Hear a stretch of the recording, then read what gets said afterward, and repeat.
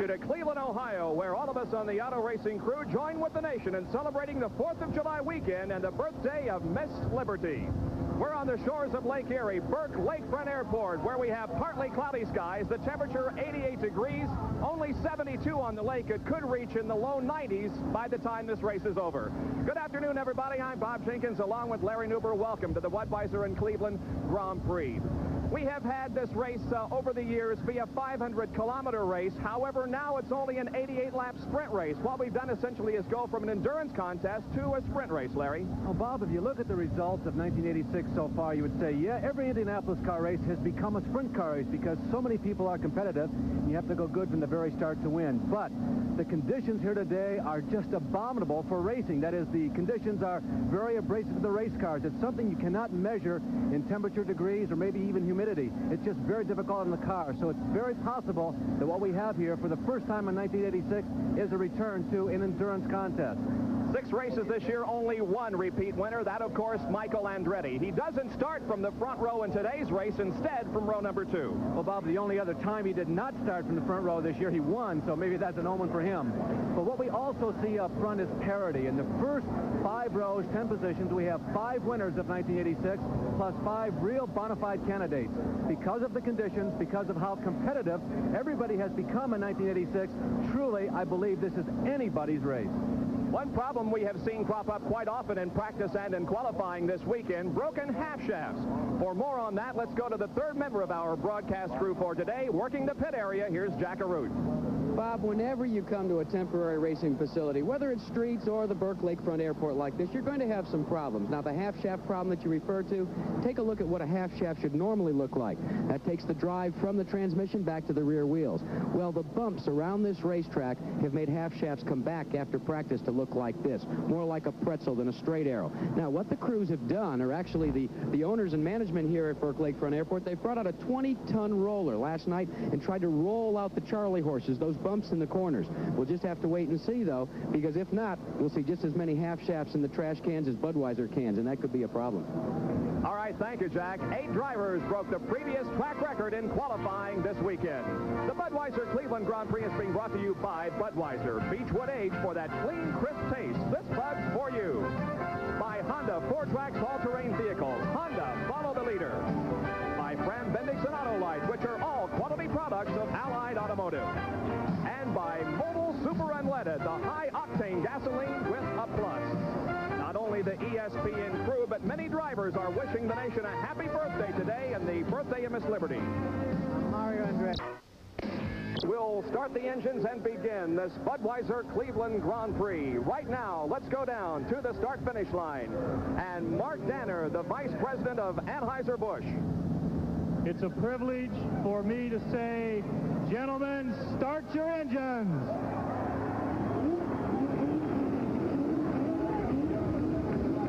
25 cars and drivers fire their engines and get ready as 10,000 balloons, courtesy of the Cleveland United Way Services, are released from the area of turn number 4 between the racetrack and Lake Erie. Drivers get set. There is the pole sitter, Danny Sullivan, getting ready to go. His teammate, Rick Mears, starts in 7th position this afternoon. Emerson Fittipaldi will start on the outside of row number 1 in his Marlboro March car number 20. Randy Lewis gets set to go also. In his number 36, Ray Kim Raynor Lola. Al Unser Jr., the defending champion of this race, and right beside him will be Michael Andretti. Now, here are the row assignments for today's race on the pole, qualifying at 135.144 miles an hour. Danny Sullivan in the Middle of American March, outside of row number 1. In car number 20 will be Emerson Fittipaldi in the Marlboro March. He qualified at 134.472. In the second row, inside, Michael Andretti in the Graco STP lean machine. Outside of row number 2, car number 30, driven by Al Unser Jr., the Domino's Pizza Lola. In the third row will be Mario Andretti in car number 5, the Newman Haas Lola. Outside of the third row, a good qualifying effort for Jeff Brabham in the Honda-powered Valvoline Spirit car number 8. In row number 4, Rick Mears, car number 1, the the Pennzoil C7 March. On the outside of the fourth row will be Kevin Cogan in the 7-Eleven March, car number 7. Row number 5, Roberto Guerrero in car number 2, the True Value Emerson March. On the outside of the fifth row will be Bobby Rahal from Dublin, Ohio in the number 3 Budweiser True Sports March. In the sixth row, Roberto Moreno in the 5-star Marketing Lola car number 9. Outside of the sixth row will be car number 71, the Living Well Fitness March driven by Canadian Jacques Villeneuve. In the seventh row, he's second in points, the Skull Bandit driven by Tom Sneva, car number 33. Outside of the seventh row will be Raul Boisel in the number 22 Duracell Copper Top Lola. He'll carry our in-car camera. The eighth row has Jose Le Garza in car number 55 and Dominic Dobson in number 24. Row number 9 consists of Randy Lanier in number 12 and Johnny Rutherford, the Vermont American March, car number 21. The 10th row, rookie Rick Miskiewicz in car 16 and Randy Lewis in car number 36. The 11th row, it's Rocky Moran in car number 56 and Dick Simon in number 23. The 12th row consists of number 59, Johnny Parsons, alongside Dale Coyne in number 19, and starting from the 25th position, all alone in row number 13, the number 61 MCI Race for Life March. That will be driven by Ari Lyondike. And riding with us, or we are actually riding with him, Raul Boisel. This is the Duracell Copper Top Dick Simon machine. Boisel, you can see his best Cleveland finish ever was a 12th last year, and this gives you an idea of what the course looks like from the driver's view. You can see how wide it is as they go across the runways. Runway 22 going into the back portion of this racetrack. Raul Boisel carrying our in-car camera today.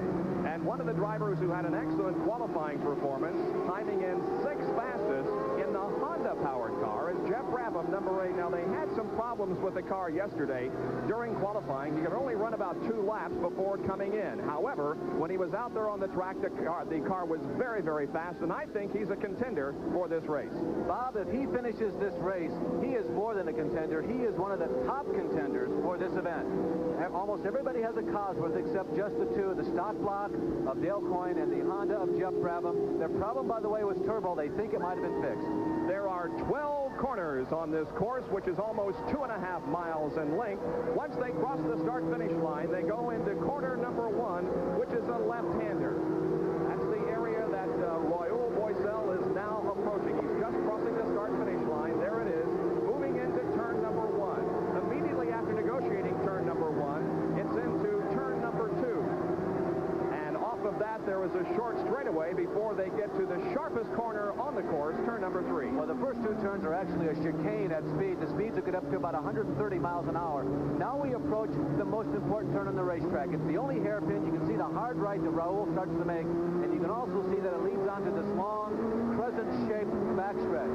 Off to the right, which the camera angle from this particular side of Raul's helmet doesn't show, is a runway, and it's about 15 Indy car lengths wide. You can see they're going across the line. There's a kink right there that you can see the green flag in the graphic in the upper right-hand corner of the screen, where it looks like a kink on the graph, but in reality it's full speed all the way around to turn number 5. Turn number 5 is a right-hander. That's the area that Boisel is approaching right now. There he takes the car through that area. And a very short straightaway, and then into corner number 6, which leads to the middle stretch.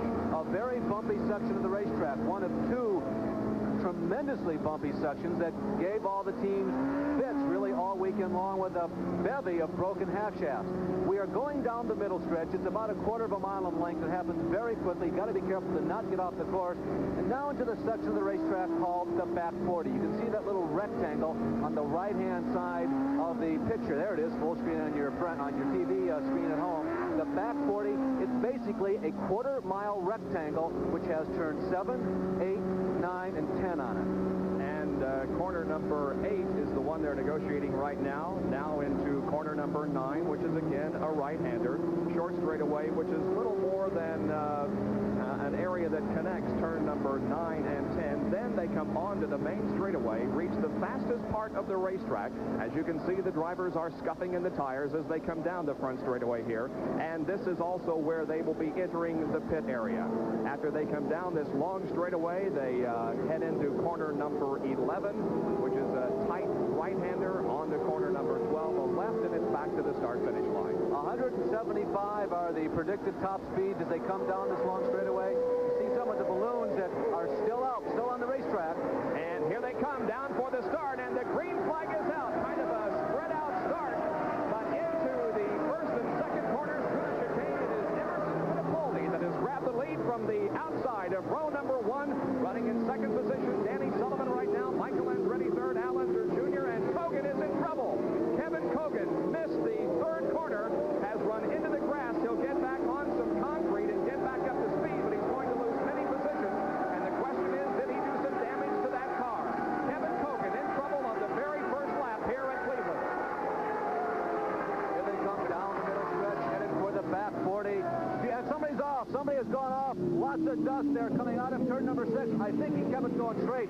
It looked like a yellow car. It might well have been Rick Mears, but there is no spin. I was about to say that fuel consumption is a major topic of discussion in the pit area.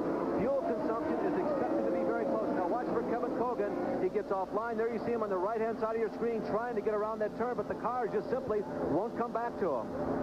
Just simply could not make that third corner, but he did ride it back onto the track as we go once again inside Raul Boycel's car. He is at the end of the straightaway right here, going into corner number 11. There it is. There's the big bump they've been talking about all weekend. Now corner number 12 and crossing the finish line once again.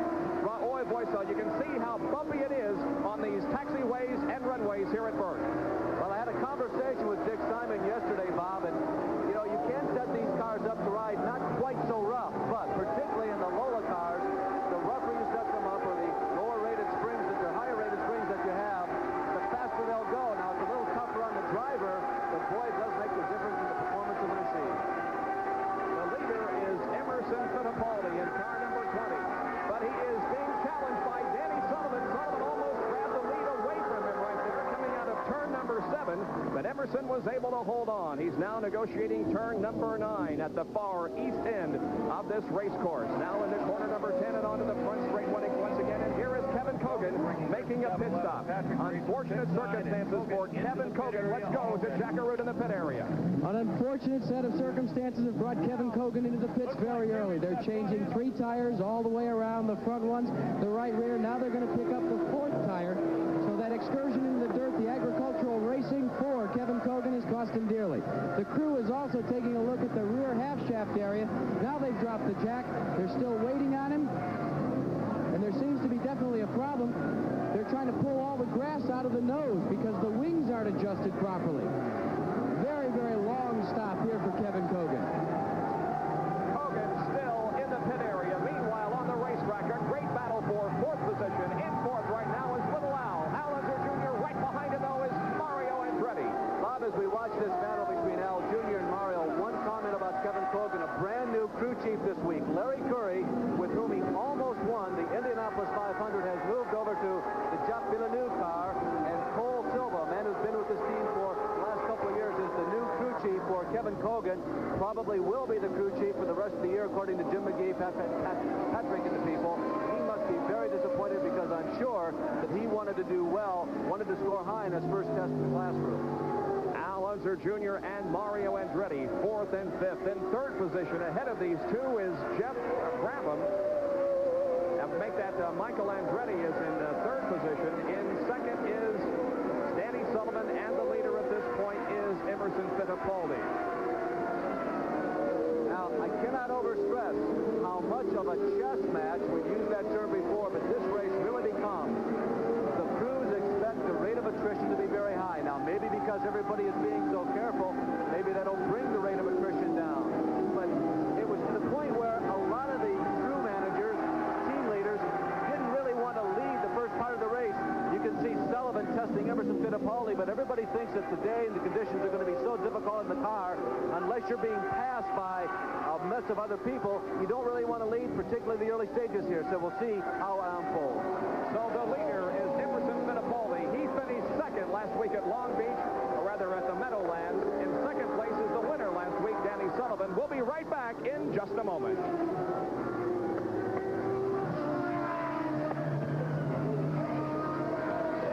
In Cleveland, Ohio, for the Budweiser Cleveland Grand Prix. Stop number 7 on the CART PPG IndyCar World Series for 1986. Emerson Fittipaldi is leading Sullivan running in second position. In third is Michael Andretti. Fourth place now is Jeff Brabham. In fifth is Al Unser Jr. Sixth position belongs to Mario Andretti. In seventh spot is Rick Mears. Eighth is the number 2 car driven by Roberto Guerrero. In ninth place is Roberto Moreno. Guerrero running in eighth.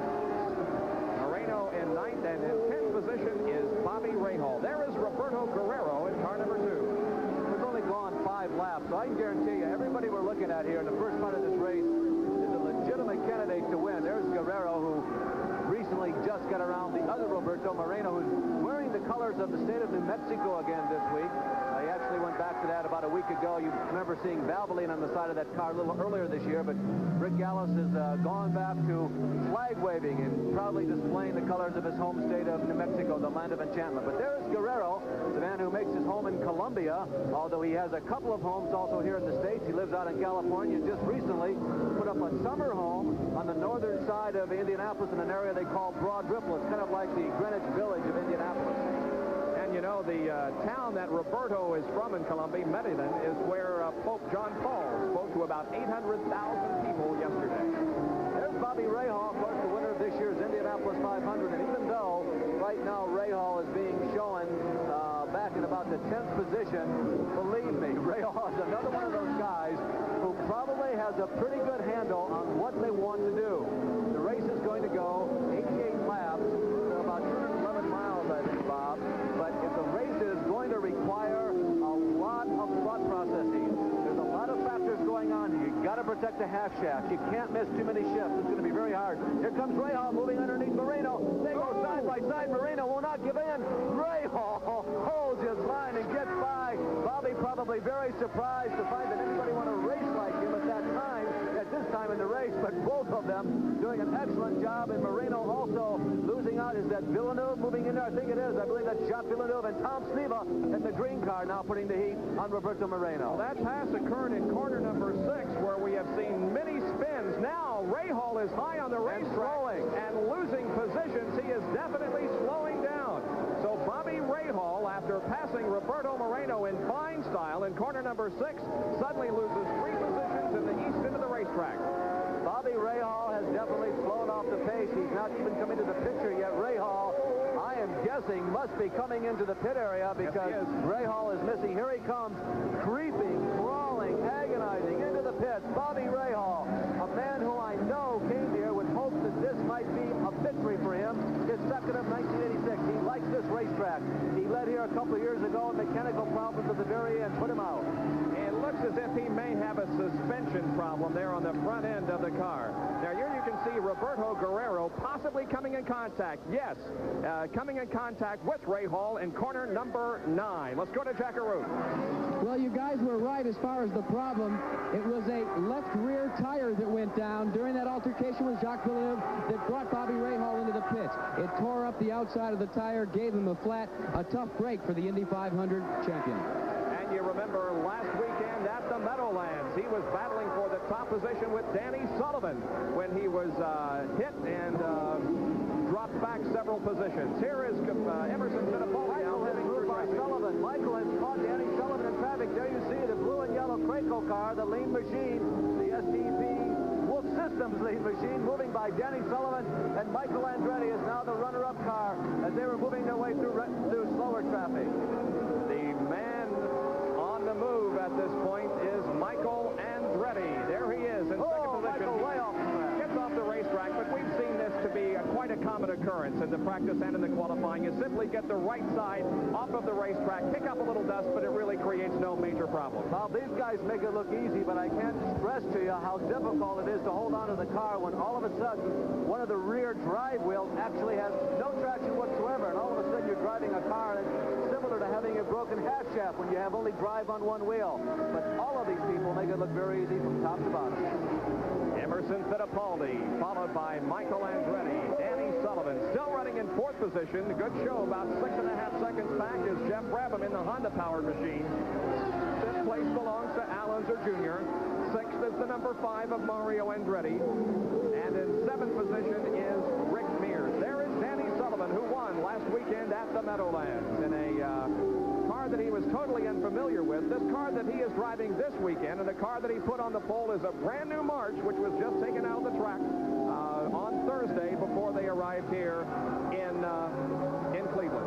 Here at Cleveland, you have a very unusual situation where you have blacktop and cement. As you can see, as you watch Michael Andretti, they are on an airport. The runways are actually blacktop, but the access roads connecting the runways are cement. And that has caused several drivers a little bit of consternation. That is concrete and asphalt, the two different types of services. And we asked Michael Andretti about the problems caused by that. Well, you drive it, and also in the setup, you know, you have to reach a compromise on where you get it to work fairly good on both. You can't get it to work great on one, and then the other one, it won't be the same. So it's a bit of a compromise.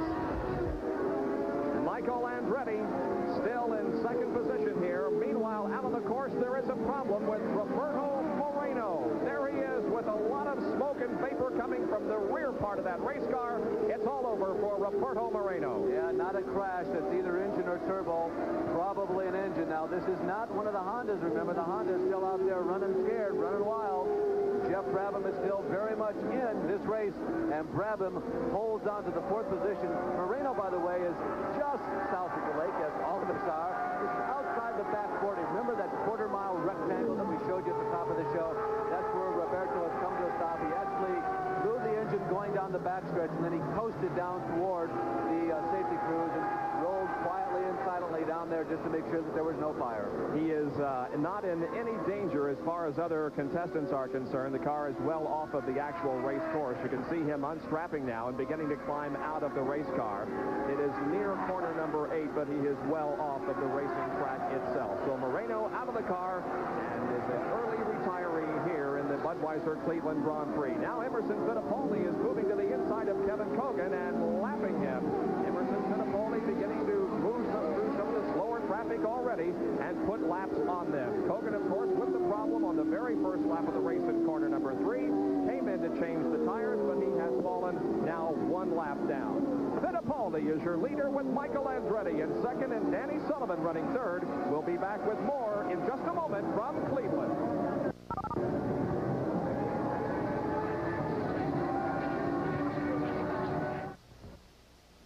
Sunday, July 13th at 10 o'clock Eastern Time on Sunday morning. We'll bring you from Brands Hatch, England, the British Grand Prix. The defending champion is Alain Prost, current world driving champion, but of course Ayrton Senna and any number of people, including Nigel Mansell, will be there to challenge him. Next Sunday at 10 o'clock Eastern Time, the Formula One British Grand Prix. Now, earlier today, we hope you saw the French Grand Prix right here on ESPN.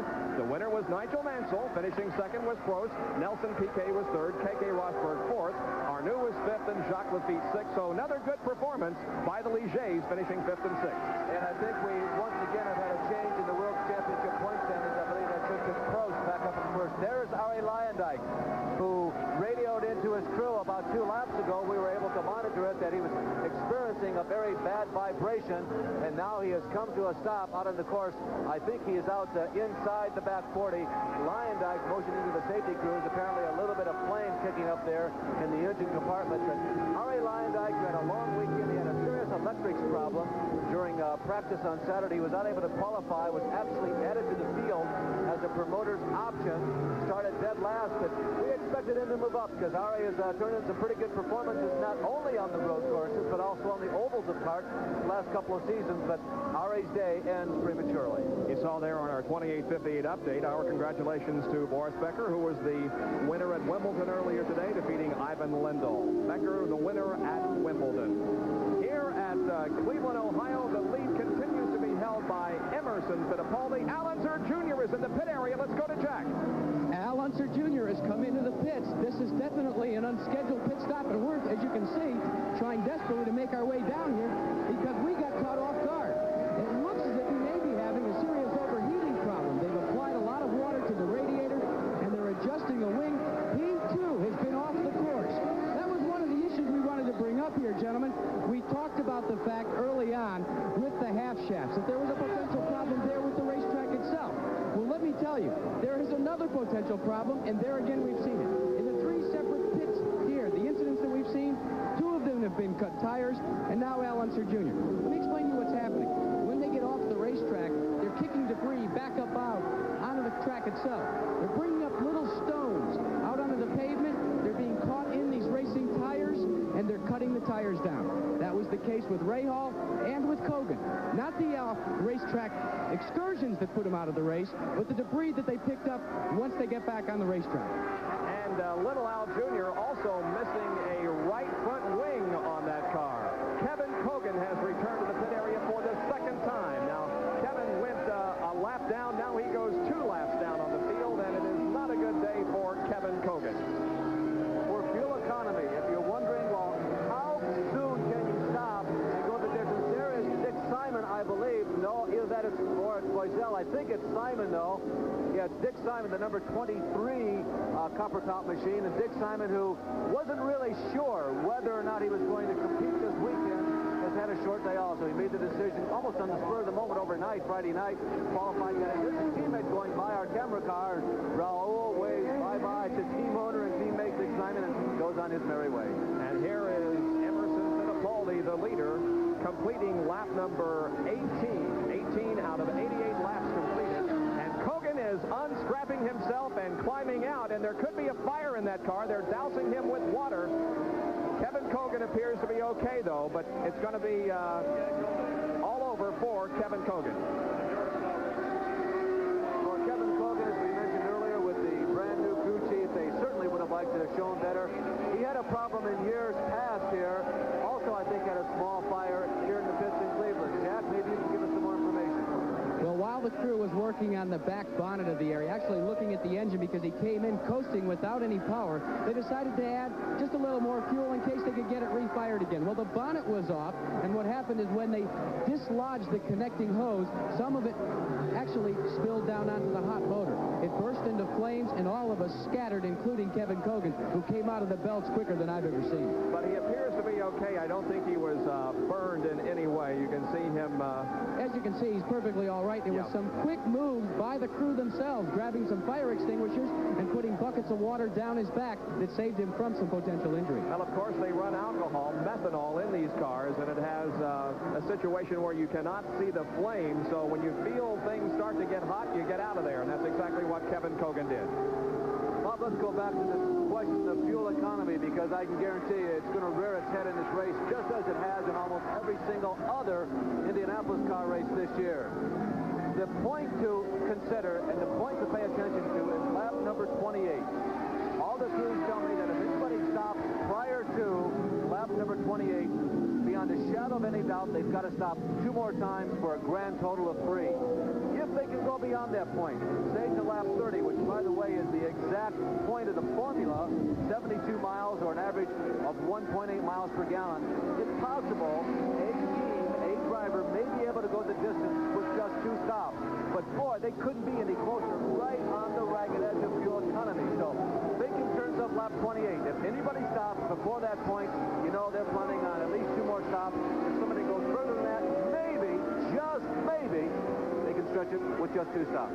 Jeff Brabham is running in 4th position, some 13 seconds behind the leader. Nevertheless, he has been in 4th position for almost since the race began and doing a fine job. This, again, is the car that's powered by a Honda engine, and the crew feels that this is the engine of the future. Well, Bob, the big difference that Jeff says in this car is how quickly it picks up. He is very pleased with the horsepower and the miles per hour they are able to obtain on the straightaway. So they're very optimistic. We told you this is the 3rd straight time that they've used the Honda engine in their car in an Indianapolis car race, and this may well be its best performance.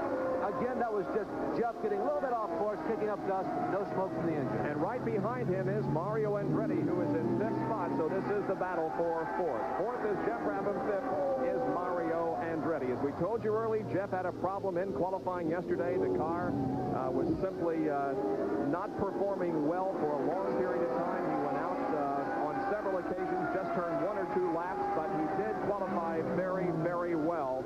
Started this race in 6th position and is now 4th. 88 laps to go, so we're still very early in this race. Right now, Fittipaldi looks very strong. Michael Andretti, who knows what he's got? He's certainly keeping him in view. He's watching the tail of that number 20 Marlboro car.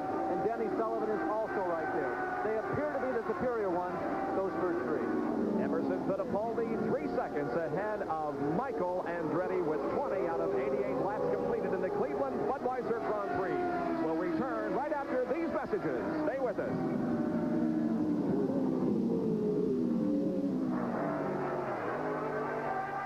All the right parts in Emerson Fittipaldi, your leader. Michael Andretti is running second. Danny Sullivan is third, about 5 seconds behind. Jeff Brabham is in fourth, and Mario Andretti is fifth. In sixth position is Roberto Guerrero. Seventh is Rick Mears. In eighth position is Jacques Villeneuve. There's the average, 129, almost 130 miles an hour after the first 20 laps, and that exceeds the previous track record. Bob, the Indy cars have been setting new track records everywhere they've gone this year. In the 6 previous races, there have been 3 new race track records. Kevin Colgan at Phoenix, Bobby Rahal, of course, at Indianapolis, and Mario Andretti at Portland a couple of races ago. And they have set 4, including Cleveland, brand new one-lap qualifying records. So those engineers who speculated that maybe the new rules would at least put a lid on the speeds, if not slow them down, I guess were wrong. Here last year after starting 6th in this race. However, his best finish of the year was at the Meadowlands last year, and it's also been his best performance so far this year. He finished second last weekend to Danny Sullivan. Well, interestingly enough, that one finish of second place last week was his first road course finish of this year. He's finished 7th, 3rd, and had a did not finish on the oval. So Sullivan, whom everybody thought would really be a terror on the road courses, I think traditionally since he's come to IndyCar racing, has done just a tad better on the oval, surprisingly. But the question is, how much in control of the situation as we watch Michael Andretti running in second is Emerson Fittipaldi, Gary Ravazini, Pat Patrick, and the crew. As we told you, as they're getting ready to lap Bobby Rahal, can you believe that? As we have told you, just how much will attrition play a hand in the outcome of today's race? And in second position here is Michael Andretti. Now, the crew suffered somewhat of a setback earlier this week when it was announced that their design engineer, Adrian Newley, would be leaving to go to Carl Haas's Formula One. We asked Michael about it. I think it will. I think we'll really miss Adrian, but again, it's nothing's definite yet. He hasn't signed anything yet, and there's still a shot that he'll be back with us. So we'll find out. But, I just hope we don't lose him, because he was definitely a big factor on how we're doing this year, and we really miss him.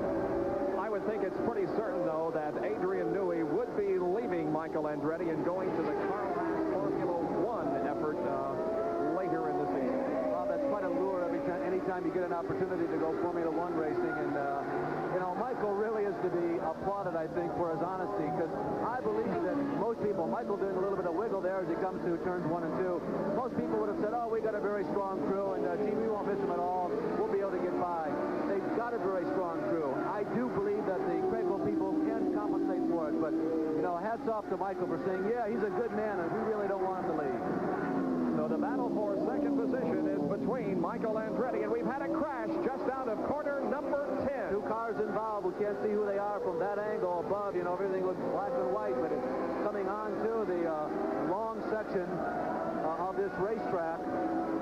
We believe that Johnny Parsons is one of the cars involved, the number 59 machine, the other machinist union car, the teammate to Jose Legarza. Johnny Parsons involved, but there was also another car involved. They have obviously come in contact with the outside retaining wall just coming onto the main straightaway out of corner number 10. You can see a lot of debris on the race course, so the cars and drivers will be dodging the debris as they come off of corner number 10. Well, with 24 laps down, we are within 2 or 3 laps of the normal pit stops. The other driver we are told involved is, there it is, Jacques Villeneuve. Boy, what a disappointment for them, because they are the recipients of the Larry Curry move. They are the ones who got Larry Curry. There's the end of it. Jacques Villeneuve would be the car up front, and Johnny Parsons the trailer. And not possible to tell what happened from that angle, Bob. Well, it could be that Johnny Parsons could possibly have hit some debris or run into a tire that was knocked off the Villeneuve machine, causing him to hit the wall. We don't know. But there is Villeneuve running to the pit area. Obviously, he is okay, and we believe that Johnny Parsons Jr. also is not injured in this crash. And, of course, only in the area of the racetrack in which the accident is there a yellow. We do not go full course yellow. yellow unless it is a serious situation with driver injury or a blockage of the racetrack. Down to Jack Arute now, who is with Kevin Kogan, who dropped out very early. Kevin, we were talking just before we went on the air, and it seems as if there's been something for everyone here today. They've had flat tires, off-course excursions, a rough afternoon. What finally put you out? Well, first we got a flat tire, obviously, and I couldn't make the turn down the hairpin because the brakes wouldn't work so good. And then finally I got put out with a, looks like an electrical system. And then the fire while you were sitting in the car. Did you feel any of the heat? We reported that they were really working very quickly. Well, I didn't feel any of the heat, but everybody was running around quite quickly, so I knew there was a problem. Speaking of fires in the pits, Dominic Dobson's car is on fire directly in front of us here and next to the Domino's Pizza car. 2 pits away from us. We're going to make our way to it. As you can see, it's been put out, but it looks like mosquito fog has been put down. There you can see the aftermath, and there is still the heat. The fire is still continuing here. And of course, Jack, one of the things that CART did several years ago was have these huge drums of water, and they are utilizing that water very much now, dousing several crew members in the car itself. God damn it! Well, the fire now, you'll see it on the replay, continued on the back of Dominic. You see all that action. It's Dominic who's the center of it. All that water is being dumped on him. They thought the fire had gone out on Dominic. Now he's getting out of the car. Now watch when he gets out. He's got fire in the back of his neck. He starts asking for the water. He's asking for water in the back of my neck. You cannot see the flames. It's an alcohol fire. He's still on fire, asking for more water. Don't think about the race car. I got fire in the back of my neck. Everything appears to be somewhat settled down now. Jack Arute, of course, is down there and will try to bring us a report on whether there were any injuries in this fire in the Dominic Dobson pit. That's the car number 24. And let's go down to Jack. Well, this is the aftermath behind me of the Dominic Dobson fire. Some very quick and efficient work, both by the track crew and the pit crews themselves, because as you can see, where the fire was concentrated was right where the main fuel load for the A.J. Watson team is stored. That was the main source of concern after the fire on Dominic Dobson's neck was put out. It was only about 35 seconds ago that they finally extinguished the flames coming out of the fuel tank down to the connecting hoses. A very close and very hot time down here in A.J. Watson's pit. Bob, I'm pretty sure that I saw Dominic sitting peacefully as you can be after just being doused, being put out on fire, sitting there. I think he's okay. Pit stop routine coming in. And Michael Andretti is in, so is Emerson Fittipaldi, the leader. We'll watch the pit stop of Michael Andretti, who was running second when he came in for this pit stop. There is Emerson Fittipaldi, who is also in the pits. And we are on lap number 28, so we are right on schedule with the first series of stops. Emerson Fittipaldi's crew works on the car. They say he has the work completed. Go back out there on the track, and so is Michael Andretti's work completed. He stands on the gas and goes back into the competition. But Emerson Fittipaldi wins the battle onto the racetrack, and so Fittipaldi will retain his lead, and Andretti will be in second. This also gives a bit of a respite to the crews down there at the end of the long front stretch to pick up the debris left over from the accident. Dominic Dobson involved in that pit fire. He's with our Jack Arute. And he's soaking wet, cooled off finally, but not the way you wanted to go swimming, Dominic. Are you okay? Yeah, I'm fine. I got a little warm, but they got the fire out. They did a good job of doing it. Take us back through your first thoughts, though, when you felt the heat and you knew that the back of your neck was on fire. Well, this is one of the dangers of IndyCar racing, and this is the first fire I've ever really been involved in. I could see in the mirror fuel spraying out. I saw him attack it with water. Immediately I felt the heat. Apparently the back of the phone lit off, so I just bailed out. And I could feel some heat. Apparently there was some fire on me, but I stayed close, and they did a good job of getting the fire out. Well, Dominic Dobson is out. He's okay. Meanwhile, at the other end of pit road, activity continues in the Penske pit. Danny Sullivan has completed his first pit stop, and he will be going back out into racing wars. And right ahead of him, Johnny Rutherford out of the pit area. Roberto Guerrero also comes in for a stop. They go back out onto the track, and now Danny Sullivan will move to the inside and pass Johnny Rutherford. But right behind him is Emerson Fittipaldi, the leader of the race.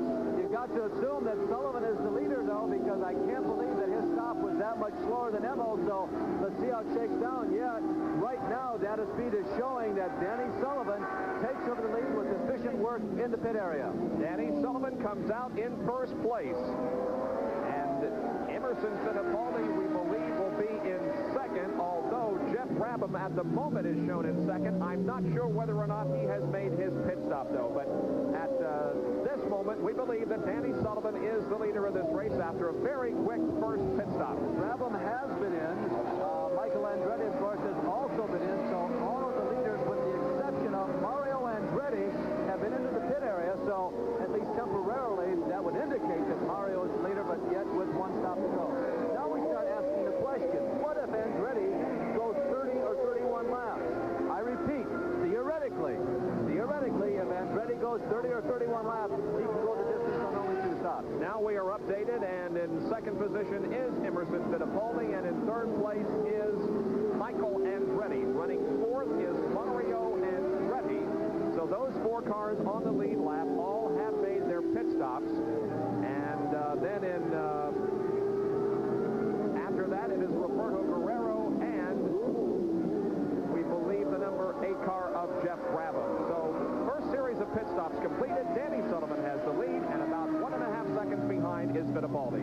Well, here's another piece of strategy that's going on. Remember when Al Unser Jr. came in early because he had the problem with the right front wing?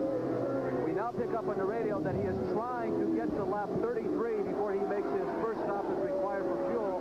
I still don't think that's quite enough to allow him to do this in one less stop than everybody else.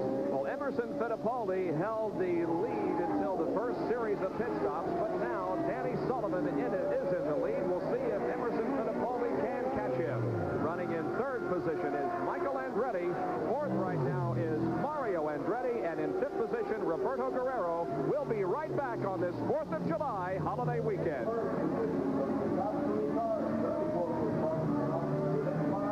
Is in second place, and Michael Andretti is in third place. When we return to racing, we'll have our race recap. Past the halfway point, so here is our Napa mid-race recap. The leader at the halfway point, Danny Sullivan. He had been leading 16 laps, about 2.5 seconds ahead of Emerson Fittipaldi. We have completed 15 minutes and 56 seconds. The average speed 128.2 miles an hour. 15 cars are still running, but only 7 on the lead lap. Here are some of the drivers who have dropped out.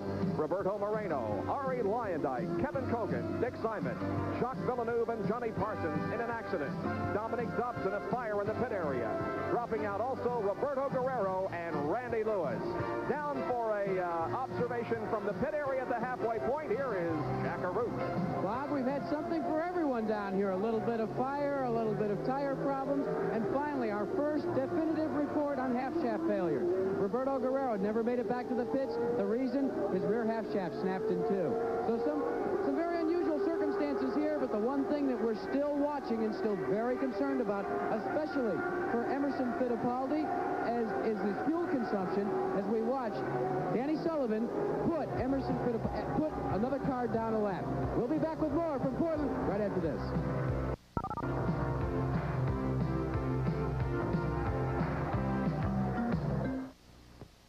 As you can see, it's the skyline of Cleveland, Ohio, and not Portland, Oregon. My apologies to the entire community of Cleveland, Ohio. A great city. I'll tell you what was on my mind, guys. I was thinking about the activities in Portland and fuel consumption. And what else? I'm not used to throwing the brake. What can I say? We talked about the tremendous heat here at Burke's Cleveland Lakefront Airport, and it's gotten to Jack already. His brain is fried. Yeah, that's the truth.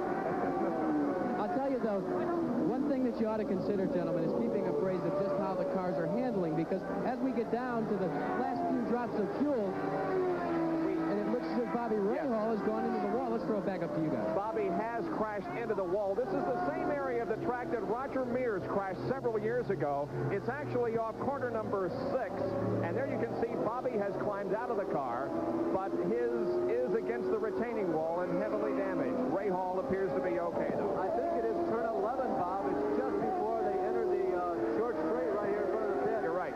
It's just over that wall where, you see where the red mark is, that is where Rahal has crashed. Just above that, you see the turn 6 that Bob was referring to, is where Roger Mears crashed about 3 years ago. But Rahal losing control as he comes down at the end of the long front stretch, about 5/8 of a mile, and just before he makes the quick right and left flick coming into the straightaway, that short straightaway that is going to the pit. Bobby is directly in front of the safety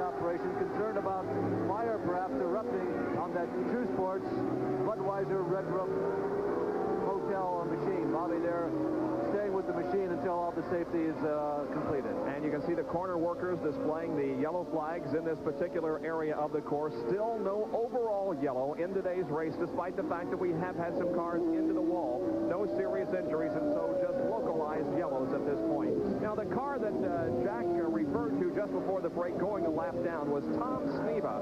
We only have 6 cars now on the lead lap, as Tom Sneva, who was and still is 7th, is now a lap down. 6 cars on the lead lap, being led by Danny Sullivan.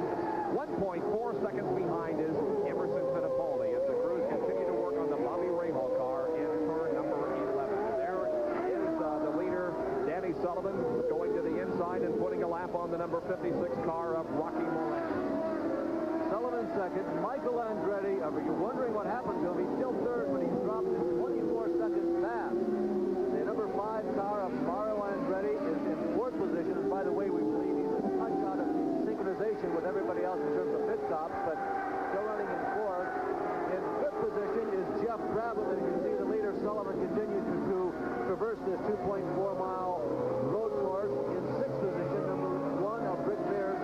7th and 1 lap down at Sneva. 8th is Jose Lee Garza. 1 lap down. 9th, 2 laps down. 22, Raul Boisel. And 10th was number 3, Bobby Rahal. And Al Unser Jr. has gone another lap down, so he is now 3 laps down to the leader, Danny Sullivan. The average speed there, you can see it, 128.788 miles an hour after 50 laps. So we've only got about 38 more laps to go in this contest.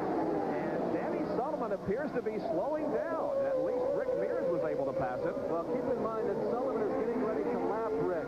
There's not quite that much differential. Rick moves over. He waves to his teammate, lets him go by. Rick knows that right now Danny's chances of winning are significantly better, so Rick moves over and lets Danny go by. And so Sullivan not slowing down at all, retaining that lead. There is second place Emerson Fittipaldi, about 2 seconds behind now.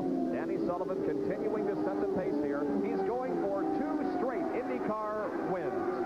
Well, Rick, by the way, is driving the car, at least the chassis, that Danny won with last week.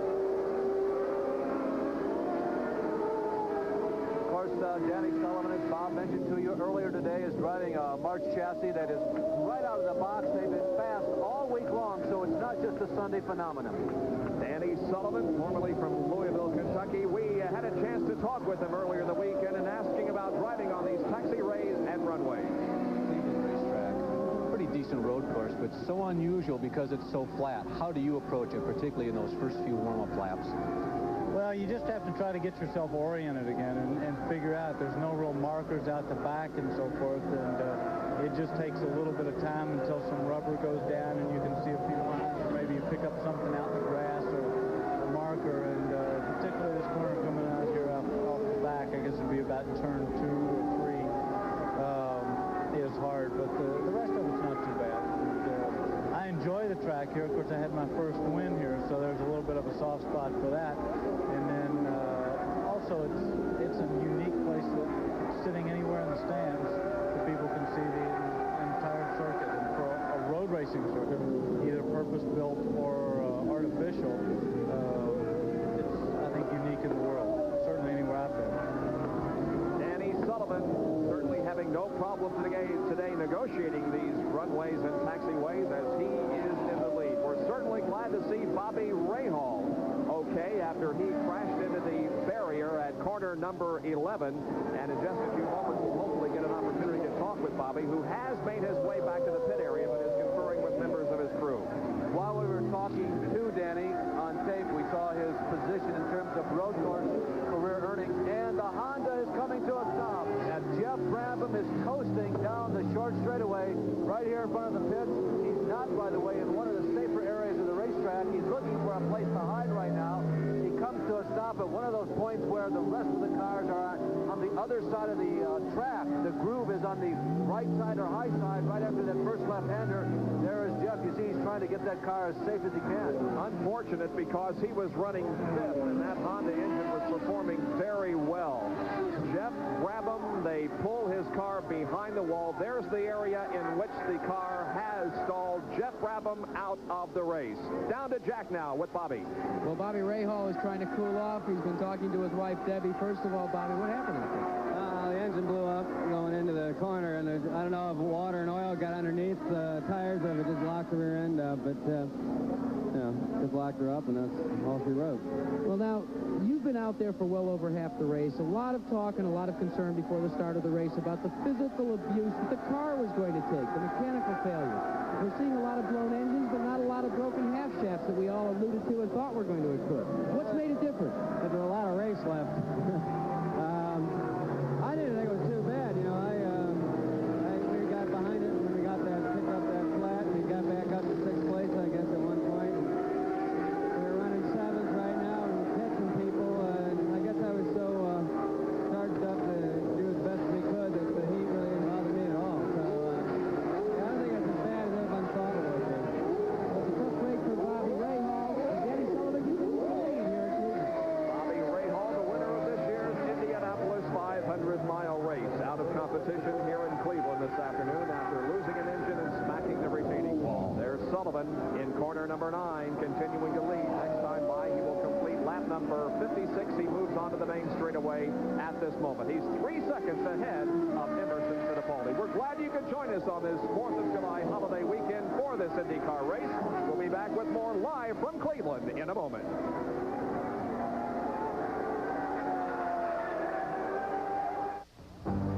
Profiles of the 6 American syndicates looking to regain the cup, and of course highlighted with the coverage itself beginning January 12th. Well, Danny Sullivan is into the pit area, and so is Emerson Fittipaldi. So the 2 leaders are in at the same time. Let's watch the work here on Danny Sullivan's car. The Penske crew goes to work on it. They're putting fuel in, and the tanks are topped off, and he is being pushed off. Meanwhile, Emerson Fittipaldi continues to remain in the pit area. Danny Sullivan is moving. He's going to get back on the track in first place once again. They're still working on Emerson Fittipaldi. Now the work is completed. He goes back out onto the racetrack. But Sullivan is going to hang on to the advantage here after the second round of pit stop. I got tuned into that pit stop just a couple of seconds late, but I did not see a tire change as we look at Michael Andretti, the third of the 3 leaders dominating this race. I did not see a tire change for Danny Sullivan, but I did for Emerson Fittipaldi. So it remains to be seen whether or not getting new rubber will make Emil quicker. You can see what appears to be new tires on the front of Michael's car, and they're having trouble getting it fired. There it goes. He's got new rubber at least in the front. Chances are they changed it all the way around. Could be a clutch problem. Last weekend at the Meadowlands, that was a very important piece of equipment as both the leader and several other of the top competitors lost their clutches, and it could be that that's the problem with Michael Andretti because he was very slow getting out of the pits. That, of course, will be reflected on our Vassar stats, voice-activated sports reporting. It will be able to tell us exactly how long a time he did take to get out of the pit area. Well, let's go down to Jack Arute, who's with Jeff Brabham, who was running so strong before the car failed on him. Jeff, you gave the Honda a good run, but just not long enough. No, unfortunately, I think something went wrong with the gearbox, and as we came down the straight there, the engine was still running, but the car wasn't going forward, so it was a shame. We unfortunately lost the clutch at the start of the race, and that meant we took a very long pit stop, which dropped us back, I think. But, you know, we're really quite pleased about it. Spirit went well, and we'll get them at the next one. Do you find it difficult as a driver to try and do some on-the-scene research and development like you're doing with the Honda engine?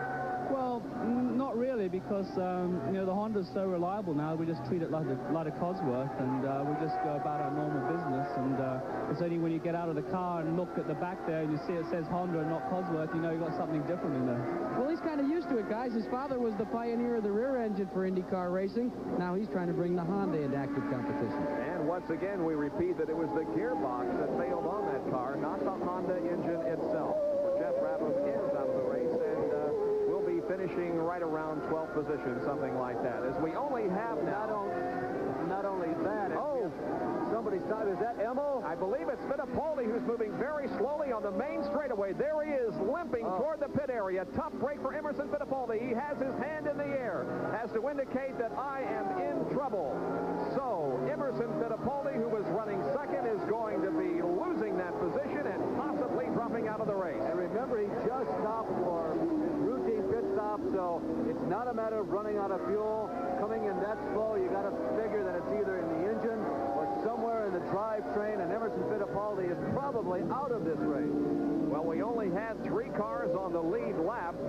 Sullivan, Fittipaldi, Fittipaldi and Michael Andretti, and now with Fittipaldi gone, we only have 2 cars on the lead lap. This man right here, Danny Sullivan and Michael Andretti. What we're beginning to hear is Sullivan is going to be asked to come in for a stop and go. Now, I haven't seen the chalkboard, haven't seen the black flag come out, but if that's true, that is going to bring Danny Sullivan in and possibly put Michael Andretti into the lead. Let's see. Here he comes. Here comes Danny in. Here he comes. The violation apparently was running over a hose or some pit violation, but there you can see the stop and go penalty. He only has to come in, stop the car, he can immediately go again, and that's exactly what's going on. Sullivan at the exit to the pit area and back out on the racetrack. But this does Michael's not even close. Yeah. Michael just went through the mid-stretch, Bob, and heading towards the back 40, so Danny still has about a 30-second lead. All this will do is close up the gap slightly, but it'll still mean that Danny Sullivan retains a rather healthy lead. And there you can see some of the Patrick crew members pushing Emerson Fittipaldi's very sick race car into the pit area. A healthy lead indeed, Bob, because that means that only Michael, with approximately 30 seconds in arrears, is on the same lap with the leader, Danny Sullivan. Right now running in third is going to be the number 5 car of Mario Andretti. Pat Patrick, the owner of the Fittipaldi car. Let's go to Jack Arute. Pat, it had to be a bittersweet feeling when the engine blew on Emerson Fittipaldi's car. Just moments before that, Danny Sullivan was called in for a stop-and-go penalty, and you would have inherited the lead. What put you out of the race? Well, our engine quit, and we don't know really why. It's not a bittersweet feeling. It's a terrible feeling. You've had a tough year. You know, you've had the good at Indianapolis and then the bad. Is it just one little thing, or is it a whole combination of things that have really kept you from being as super competitive as I thought you were going to be at the beginning of the year with Kevin's great victory? I think it's a combination of things. We just can't seem to get our act together. I don't understand it. The engine's being done by the best engine guy in the country, and we're doing something wrong. I don't know what it is. We'll figure it out, though. Well, they've got a lot of the season left, and you can be sure of one thing. If it can be done, the Patrick Racing Team will make sure that they do it. Well, Franz Weiss is the new man doing the engines with the Patrick team. The first time he was with the team, they had an engine last week. They finished second at the Meadowlands. One more word about Larry Curry. You might ask the question, why would a guy who was the chief mechanic who almost won the Indianapolis 500 leave? Well, there are a lot of personal reasons there. As best as we can figure out, there are no deep-seated personal hard feelings that were involved here, but Larry was simply not comfortable. It wasn't the type of work environment that he felt that he could feel most comfortable in. He worked at the highest level at his own capacity. He had very glowing words for Kevin Cogan.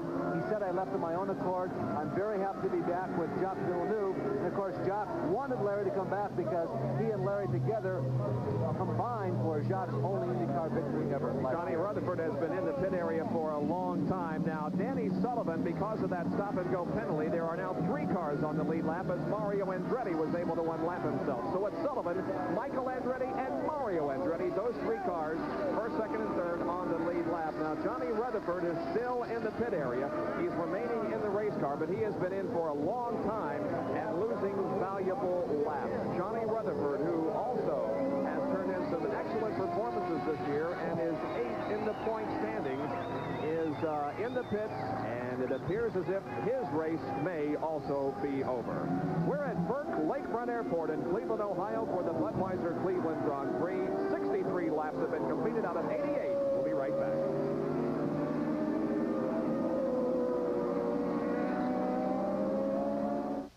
There's a little bit of... After 6, we leave you. It is Danny Sullivan in first place with Michael Andretti in second place and Mario Andretti in third place. That's in the CART Cleveland Auto Race. As it stands right now, Andretti in third place. Let's pick up the action on ESPN. Back at Cleveland, we have rechecked with timing and scoring, and we now see that Mears and Sneva are on the same lap, battling for position. Now, Danny Sullivan is playing it conservatively. You can see that Rick Mears has already unlapped himself, and it appears as if Tom Sneva will also be doing so in this lap. So it is Rick Mears who is now 4th on the lead lap, and Tom Sneva is 5th, but battling with Rick Mears for that position. As a matter of fact, we picked it up on the radio. Danny Sullivan was told to kind of move over, play it conservative, as you said, Bob, and let Rick go by. But we believe the implication was, don't make it real hard on Sneva either, but we'll see how he plays it. All right. Will he... sort of serve as a blocker here for his teammate and allowing Rick Mears to put some distance between himself and Tom Steva, with whom he is battling for position. There's no question he's making it a little harder on Tom. So far, there haven't been any moves that you could really look at it with a raised eyebrow, but he's not giving it away, let's say that. Teamwork, teamwork. Now Sullivan raises his hand. Here comes Tom. Yeah, Sullivan raised his hand and said, Tom, you go right ahead and race with Rick. So that's the situation now. Sneva has unlapped himself. There are 5 cars on the lead lap, but Danny Sullivan still has about a 45.5-second lead over Michael Andretti, who is in second position. Then Mario is third, followed by Mears and Tom Sneva. In sixth, 3 laps down now, is Raul Boisel in car number 22. Then Jose Legarza is 7th. 8th is Al Unser Jr., 4 laps down. 9th is Randy Lanier, and in 10th position is Johnny Rutherford. Also out there in competition still, Rick Miskiewicz in car number 16, and Dale Coyne in number 19 apparently has dropped out of the race. So 11 cars still out there on the racetrack. And Nick Fenoro has displayed the white flag. We're only showing 86 laps off the computer, but the white flag has definitely been displayed. Danny Sullivan is on his last lap, which he certainly hopes to be a victory lap. The attrition, we must say, was not nearly as severe as we thought it was today. Here comes Sullivan coming around. Long front stretch. You get up to about 175 miles an hour and look for checker. He's at the end of the main straightaway. Only 2 more turns to negotiate, and Danny Sullivan will have this victory in his back pocket. There he's around corner number 11. Now corner 12. He's on the straightaway. He raised his hand. The checkered flag is out. Danny Sullivan wins the Budweiser Cleveland Grand Prix, his second consecutive IndyCar victory. Michael Andretti is in second place. He is about 40 seconds behind, so he has got most of the course to execute to get around third place. Here comes Michael out of the back 40. Again, that's that quarter-mile rectangle. Not yet on the long, long front stretch. Here he comes now on the straightaway. Right there, going around corner number 10, onto the main straightaway. Picking up speed as he comes down here. Michael Andretti looking for second position here in this IndyCar race, and points that will keep him on top of the PPG IndyCar World Series point standings. He takes the checkered flag. Michael Andretti finishes in second position, now running third on the racetrack, and we'll wait for him to come around. His father, Mario Andretti, who finishes about 58 seconds behind. Here's Mario off the last corner. He takes the checkered. Mario finishes in third position. Here comes Rick Mears. He finishes fourth. And right behind him is Tom Sneva, who finishes in fifth. 5 cars finish here on the lead lap of this IndyCar race. And Danny Sullivan has another win in his pocket. There is Rick Mears. He's already taken the checkered flag. And there is Tom Sneva right behind Rick at the end of the event. Well, the engineers have really done their job on the fuel economy, because we heard on the radio that Sullivan said, I had plenty of fuel, no problem. Victory Lane is being formed in the pit area. We'll be there, and we'll talk to Danny Sullivan right after this break.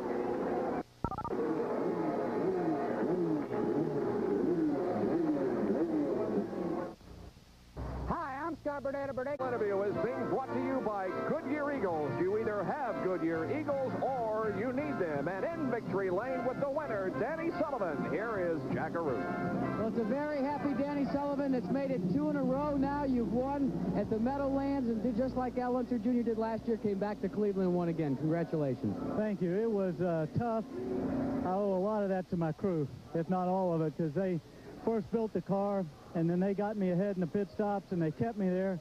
Even though we had to do a little stop and go, they said they just weren't sure. And but they got me out there, and I owe it all to those guys, because they put me out there and week after week. Thank you. Woo! Now, take a look at this helmet, Danny. What's all this on the front of it? Looks like you were really working hard out there and had poor visibility. Well, it was a little poor, particularly this corner back over here, about 6 or 7. I think that we had a little Mario team seemed to want to be doing a lot of dirt tracking there toward the end. Probably his car wasn't working. That was the best spot. So anyway, and what about the fact, you started the year, there was a lot of talk about you being selected the guy to run the PC-15, test it, try it out, go to the Chevrolet engine. You're back in the March with the Cosworth Power, and things seem to be coming together for you. Well, they are, but the PC-15 Chevrolet is not dead by any stretch of the imagination.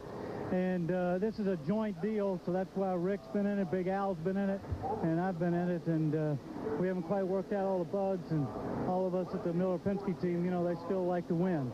So we figured we better have a shot at the March. Now, it was a brand new chassis for you, and I think it's kind of an interesting story. The first chassis that you had last year, I think, was numbered 16. You totaled that one at Portland, kind of like you did last year. And then the new chassis last year was 37, and you did so well in that. What's the chassis number on this one?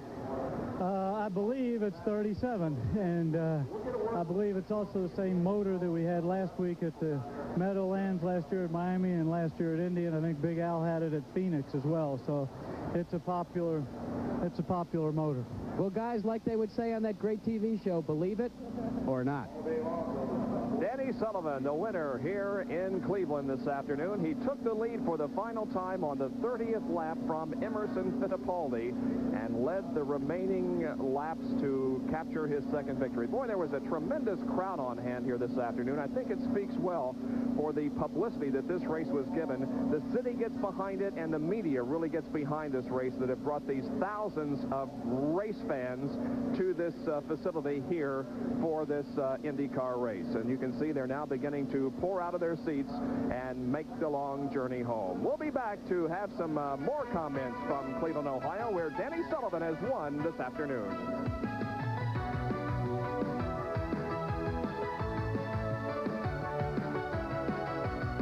Our race summary shows that Danny Sullivan wins here today in Cleveland, leading 59 laps, a margin of victory 44 1/4 seconds. The time, 1 hour, 43 minutes and 1 second. The lap leader was Sullivan, who took over for the final time on lap number 30.